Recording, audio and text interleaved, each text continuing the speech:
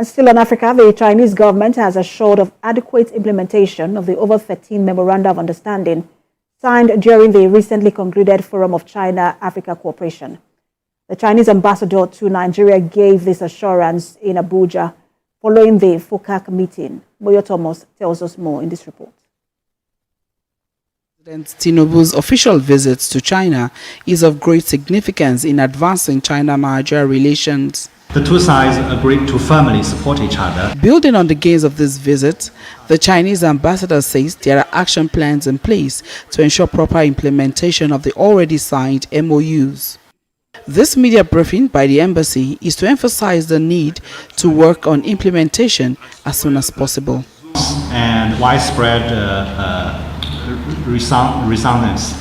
The international community highly praised the summit, believing that the FOCAC has become an important platform for the Chinese and African people to achieve mutual benefit and win-win results and practice the 5 principles of peaceful coexistence. Other speakers charged Nigeria to tighten its end of the deal in order to drive the process. The foundation for China's continuous development is disciplined and faithful implementation of policies, agreement, MoUs. Without it, you get nowhere.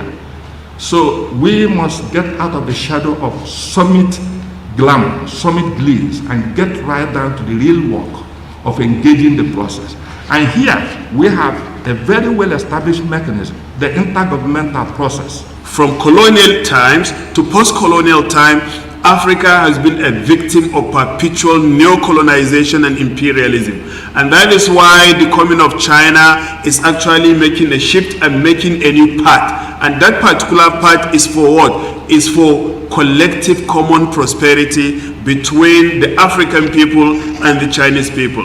And the development, the Global Development Initiative is a driver, is one key instrument that will justify that particular mutual cooperation and win-win cooperation between China and Africa. Bilateral trade relations between Nigeria and China in 2023 rose to over $23 billion.